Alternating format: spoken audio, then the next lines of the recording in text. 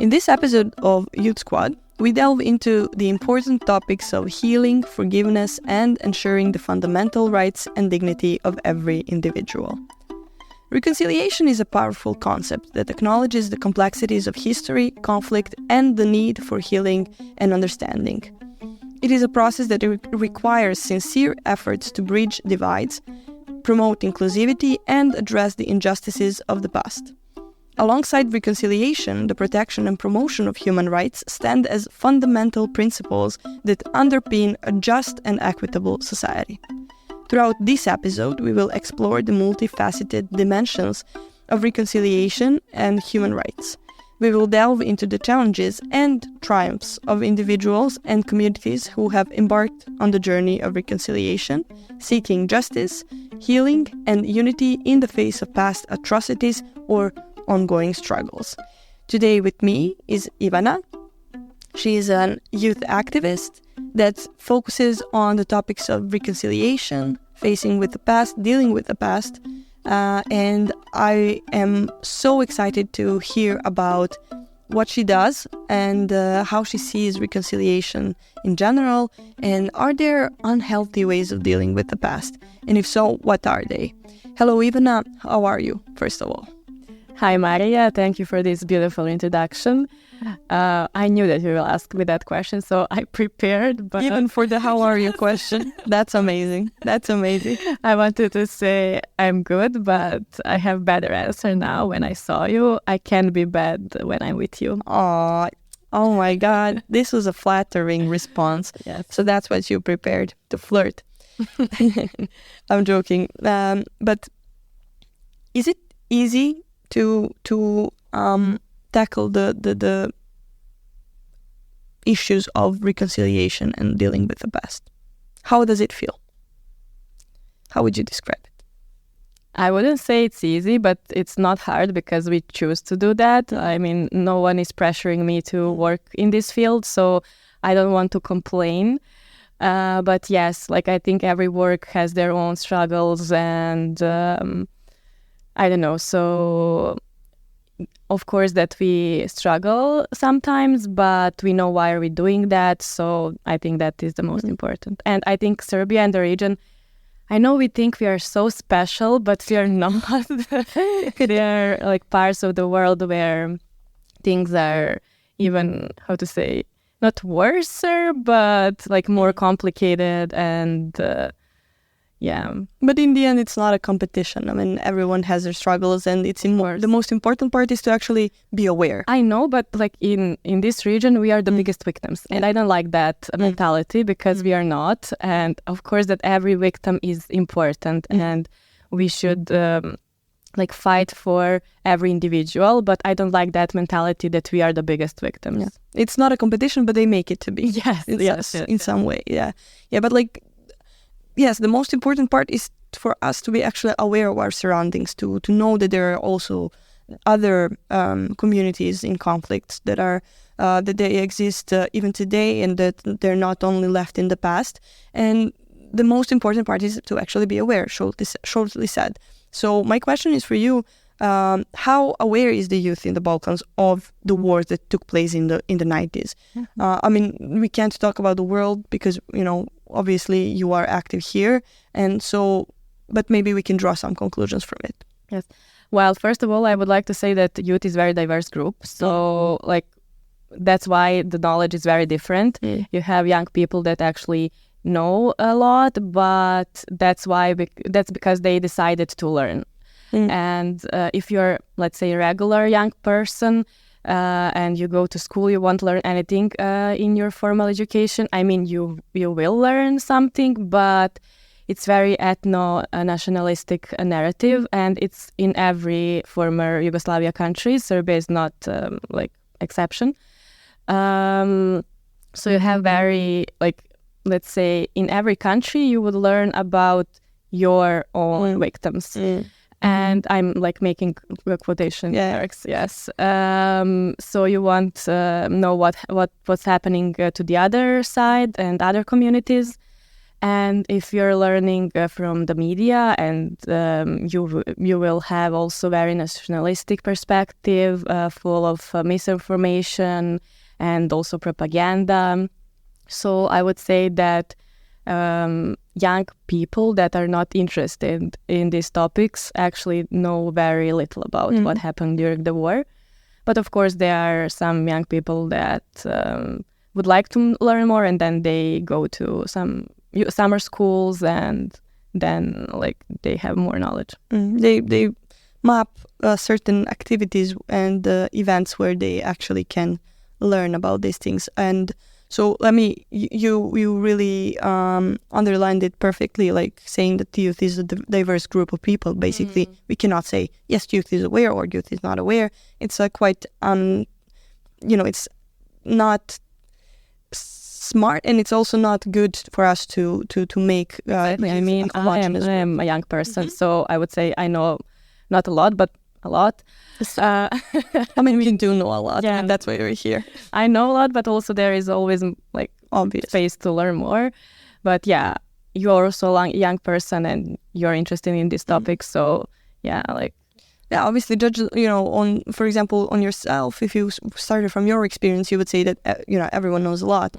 And especially because we sometimes create our bubbles around us, which make us have a certain image about the environment when it's not actually the reality. But I also have something to add. We are now working on one report about actually how what youth knows about these topics. So it will be finished until this year. So we actually will have more information about this. So, and that is a Youth Initiative for Human Rights. Youth Initiative, yes. Okay, awesome. Then we are looking forward to that, and I would really like to know how many people, because you mentioned the difference between the youth that doesn't know about this and the youth that decides to know. It has to be.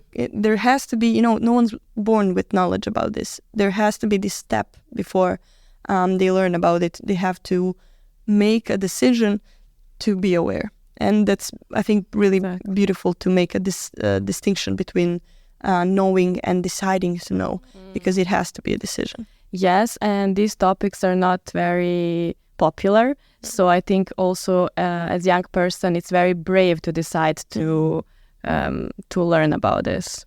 It's also very brave to work in this field, so kudos to you and everyone that works with you on these topics, because I think it's really important for us to have real people fighting for these things, and not just distancing ourselves from the past, and in that sense forgetting what happened and not moving on, because the past that's forgotten has a possibility to be repeated, and I think that's really important.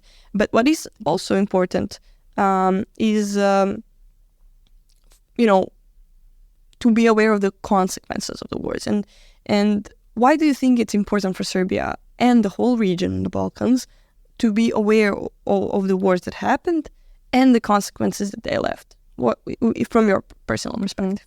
Well, the wars in the 90s left deep scars and divisions in the region, and for our healing as individuals, but also countries, it's very important to deal with what happened.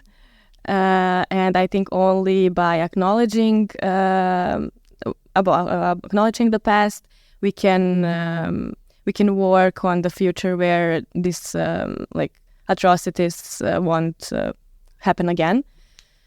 So yeah, I don't know what I said. Yeah, sorry, my alarm went off. But basically, it's important for the nations to heal, to remember what happened, and for communities to be built. They need to be aware of their contribution to, or not their personal contribution. Their role, the role of their countries and individuals. Yes, the role that they had in these conflicts and so on. And do you think that being aware of what happened, as from the country's perspective, can help avoid similar mistakes in the future or in the present?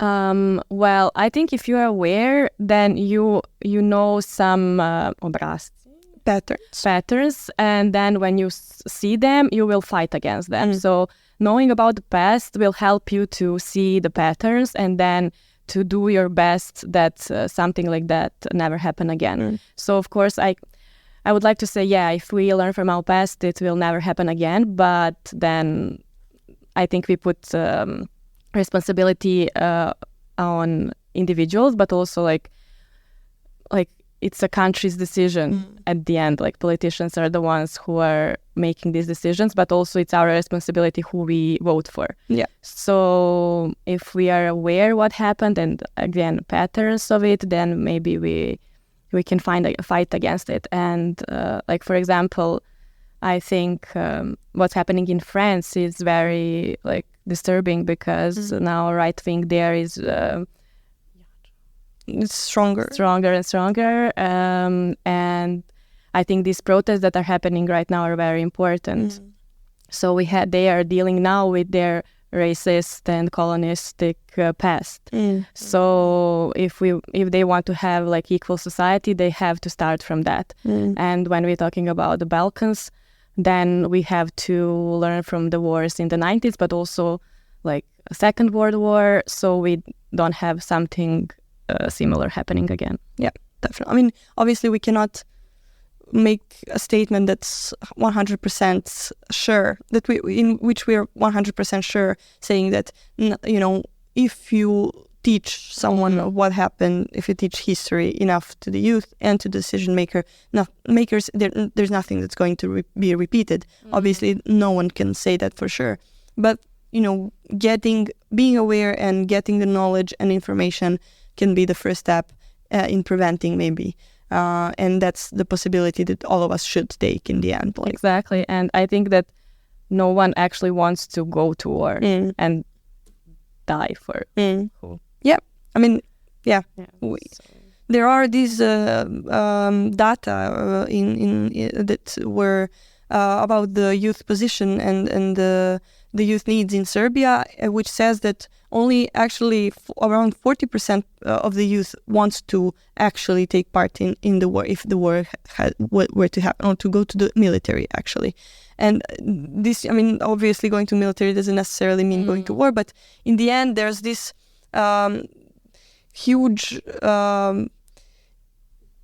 new wave and different type of mindset that the youth that the youth has today. So it changed throughout the time, and I think that's really important to grab on that new wave of the woke culture in that sense, like what means being woke in the Balkans, to actually, you know, give them small portions of what happened in the past and educate them in that sense. I think these data are very good actually because, I mean, they are good, but they are good when you see how media in Serbia works. Like the main messages that young people in Serbia receives is like, Albanians are threatening us, Bosniaks are threatening us, Croatians are threatening, like everyone is threatening Serbia. And like we have these nationalistic messages in the newspapers, the television, like by politicians.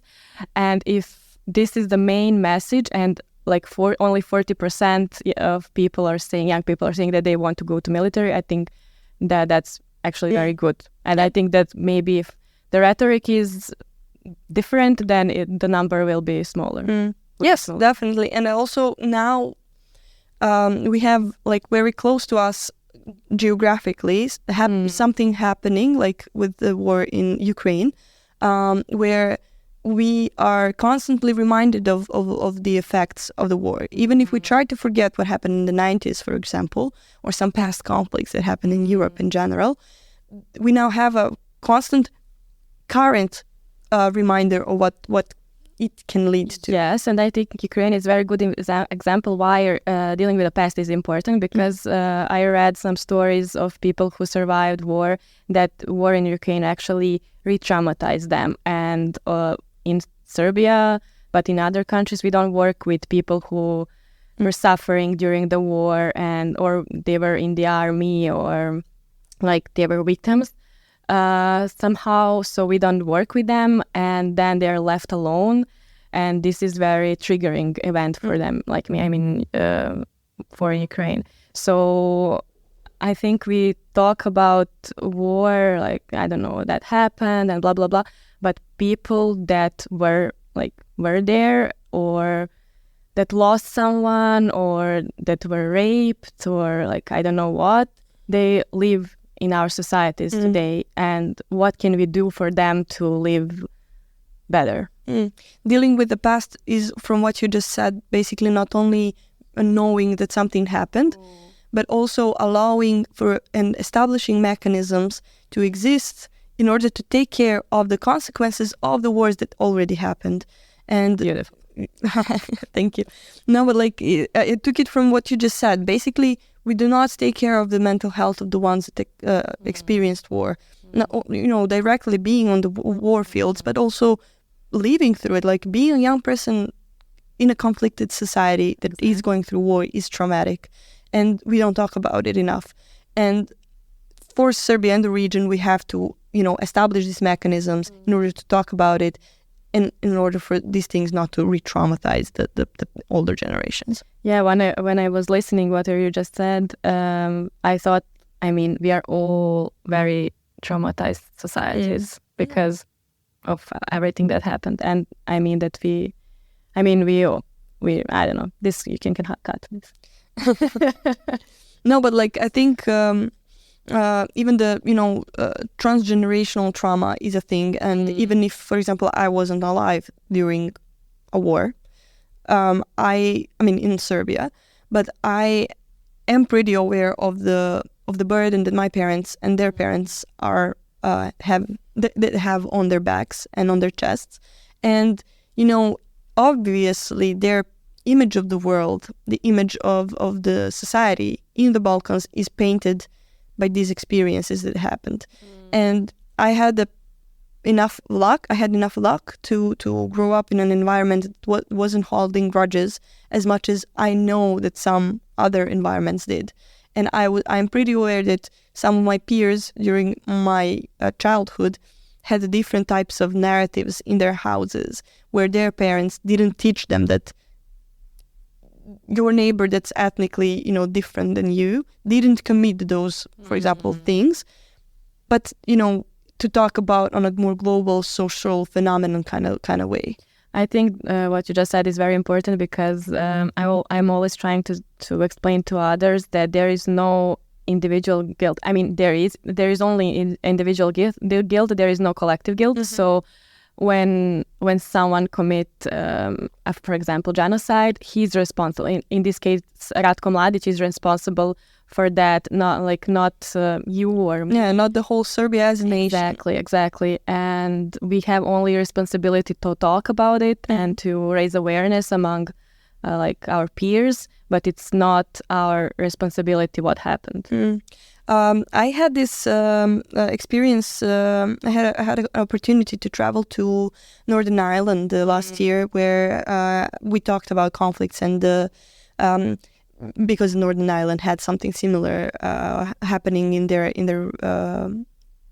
country, and also in that whole region, and these divisions that were happening at the time, this somehow still exists, and the whole city is basically the whole city of Belfast is basically split into sections with walls. Even now, in 21st century, in 2023, they live with separate communities because they are not still over what happened. But one thing that was different than, for example, in the Balkans, which I really liked, although quite ironic. It's quite heavy to say I liked it, but it was a positive difference to what we are used to here, is that on every monument, on every memorial statue or anything, or any plaque there, it was said that the crimes that were committed at the place were committed by the that and that army. It wasn't committed by the whole nation. So you wouldn't say it was committed by Serbia, or Serbs killed that many people here. But Serbian paramilitary service, the forces, those things make change in that sense. The narratives make change because they affect the way we think, and then they affect the way we act. And when we're talking about the present context, it's really important how we act, because they can lead to different scenarios in the future. Totally agree. Thank you. I'm really proud of what I just said. But I mentioned it in the beginning. The reconciliation is somehow connected to human rights, and the wars are definitely connected to human rights. My question is, how have the wars in the 90s affected the fight for human rights in the region today? And someone who's doing exactly that, like you're fighting for human rights while talking about reconciliation, I think there's no one better to answer this question. Thank you. I hope I will answer it good. I'm sure you will. So after the war, we had during the war, we had ethnic cleansing, genocide, mass displacements, violation of human rights. Then war ended, and then what now? So Youth Initiative for Human Rights was established in 2003, and the main purpose of our organization was to reconnect people and learn what happened during these wars. And then there is a transitional justice process that is oriented to victims. It's called victim-centered approach, and that means that everything you do in your work, you're doing for the ones who are actually suffered during the war. So how it's connected to human rights now? Well, first of all, we are trying to educate young people about what happened, but also to raise awareness in general, and to also work with the victims in that sense, right? Da li možemo ovo da samo isečemo? Ne. Može uvijek. Naravno, samo počeo položaj. Okay. Samo što želim da kažem. Ajde, hoćemo i ponoviš pitanje. How have the wars in the 90s affected the fight for human rights in the region today, that we are fighting today? So during the war, we had ethnic cleansings, massive violation of human rights, genocides, rape. And then when war ended, the main question was what to do now. And Youth Initiative for Human Rights was established in 2003, trying to deal with this past, to ask questions, but also to reconnect youth from ex-Yugoslavia countries. And Youth Initiative for Human Rights use transitional justice approach. And that means that victims are in the center of our work. Even though we are not working directly with victims, we are also always aware of their needs, and I mean, we communicate with them, but we are not working with them. Yes, you understand? Not directly. Yes, per se. Yeah. But what is transitional justice? Well, transitional justice provide a framework for addressing the needs and demands of the victims, and is actually a mechanism that is trying to help societies to transform from periods of conflict and authoritarianism to democracy. And to just interrupt a little bit, do you expose, for example, the youth from one conflicted community with the youth from different other conflicted community, in order for them to understand that they have similarities and so on? Yeah, that's a very good question. Yes, we do that. And that's also part of the transitional... justice, yeah. I mean, for example, we have youth exchanges with young people from different countries, for example, Bosnia and Serbia. And I can give you a recent example, actually. On 25th of May, a massacre in Tuzla happened, and a lot of young people lost their lives. And that happened during... 25th of May is known as Youth Day in ex-Yugoslavia. So a lot of kids were playing outside when the grenade fell, and they died. So young people from Serbia and Bosnia went to Tuzla to commemorate this massacre. And we had a conversation with parents that lost their kids. And that was very transformative experience for all of us because, I will be brutally honest right now. I didn't know what to expect because I was like, these parents, these people can hate me. And I will understand their hatred because I'm coming from Serbia. And even though I know, like, I'm in this process and I know that it's not my responsibility, that you have, like, persons who are convicted for it and blah, blah, blah, you know. But I felt bad. And you felt like there was a part of the responsibility was on you as well. Yes. And I had a conversation with my young people from Serbia, and I was like, okay, we will see what happened. Like, just be aware and be open. And what we received was like so beautiful. We cried because they were like, we love you. We will love you, and we would like that young people from Bosnia and Serbia meet each other and be friends, and we don't blame you. And we know that it's not your responsibility. We just want justice. We want justice for our kids. And then they started sharing their stories, blah, blah, blah. I mean, it's not blah, blah, blah, but yeah. It was so emotional. And then I was like, this is so important because people who actually lost their kids don't have like hatred. They still found space for forgiveness. Yes, and empathy and love.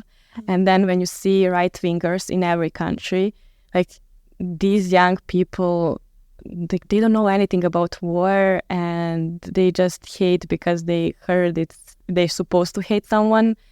And I can't accept that, you know, because if these people are not hating, like, you don't have right to hate. Yeah. And when you mentioned that you would understand if they did hate you, that was coming from a place of not feeling responsible because you're pretty aware that you didn't do anything bad. That was actually coming from a place of compassion, of empathy, of solidarity with these people that you know lost a lot, probably the most in some senses. And you knew that if they couldn't find it in them to forgive, that would be okay. Because the amount of pain and sadness that they must be feeling even today, after so many years have passed, 2 decades even, it's still very okay. It's still completely understandable. And that is coming from a place of compassion that I think is also one huge important element of reconciliation. That yes, you might not have to be responsible for something, that you don't have to be involved in it in any way. You have to understand, like to try to put yourself in someone else's shoes, to understand what they're going through, and to just feel empathy, to feel human towards another human being. And that's what is, step from, understanding what happened and actually knowing the facts to understanding that these facts can color someone's world in a completely different way. And this palette of colors can be completely different than yours, but it's still a beautiful picture, and you have to understand it that way. Thank you so much for sharing this emotional story. I can see that you had a tough time saying it out loud without tearing up, and I think it would be completely okay. I mean, I know it would be completely okay for you to tear up because it gave me chills just to hear about it, and I can imagine the way it felt to actually be there. Thank you, but I would just also like to highlight that it wasn't transformative only for me, but with the whole group, because we had the reflection after it, and every single person said that now they're more aware and ready to fight for reconciliation. And we built that bridge of trust because it was a group from Serbia and from Bosnia, and a lot of kids from Bosnia actually had someone that was in the war or war affected them. And they said that they trust us, and it's so emotional, you know. But I think that's very important for dealing with the past, because we can hang out, we can go and drink beers and go to music festivals and clean the rivers together. But if we don't, if we don't accept what happened and learn from it, there is no mutual trust. Yeah, if we don't address the elephant in the room, we have to talk about heavy topics in order to move on. We can always, you know, it's like having a little rock in your shoe while you're walking. You can still continue to walk, but it will always kind of hurt you in some way or another. Maybe some days you won't be feeling it, but on other days it will definitely be a huge pain in your feet that, you know, in your foot that you just cannot ignore. And yeah, I have also one example. One of my friends, she was doing her master's in Budapest, and her friend was from Kosovo, and they were amazing there, but they never talked about Serbia-Kosovo relations until they came back to their countries.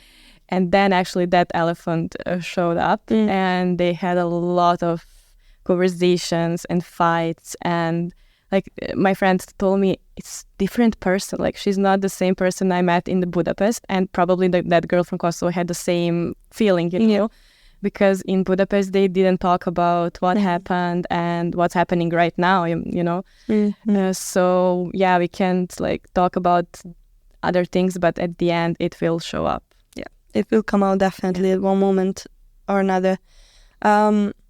Thank you for sharing these initiatives and activities and actions that you took as an organization, but also you personally, because you chose to be in this world. And it's really important to maybe draw conclusions from different practices and to find the best ways that we can do this, because it's a tricky topic, it's a heavy topic. And obviously, for everyone that you mentioned, like from Bosnia and Serbia, the exchange that you did, it wasn't easy. For no one involved, that's for sure. But you still went and did it. But because you were in a controlled environment, you were with the people that were both ready for a dialogue and for a respectful conversation. And that's really important. And having a respectful communication and a dialogue and conversation that's filled with mutual understanding is what can lead us to fruitful conversations and to fruitful discussions that we must have in order to move on. So thank you for sharing this practice. I hope the people listening to us are... I hope they're still listening. I think they definitely are, because it's a really interesting topic and I don't think it's talked about enough, especially in the new forms of new formats of communicating towards the youth and the you know, communication channels that the youth actually is appealed to. So that's why I really am glad that you are a part of this podcast episode. For the end, I just want to ask you, yes? For the end, I loved your first question. Is there a bad way to deal with the past? I don't know if that was your last question. Yeah. Oh. I mean, I actually have, I have one question for you and another, like what would you suggest, what is your piece of advice to someone who is living in the Balkans and wants to deal with the past but doesn't know how? But first of all, let's talk about whether there is an unhealthy way of dealing with the past. Yes, I will be quick. Don't worry about it. We have the time. There is. I think there is. And the one that is what is bad is for you not emphasizing, not be aware of the pain of the others, and emphasizing only your struggles and losses, and like living in isolated place where you don't want to hear about the stories of the others. And also what I said, like putting blame on individuals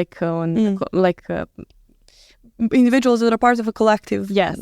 Not for what they did, but for belonging to somewhere. Exactly, yes. And I think that's the main problem in our region, because in the newspapers and in the media, you usually read that we are all guilty for something we didn't do. I mean, especially young people, and that is bad, and that is not something that we as TJ activists are doing, but it's a narrative that is coming from the outside. And here I would like to say you are not responsible for what happened.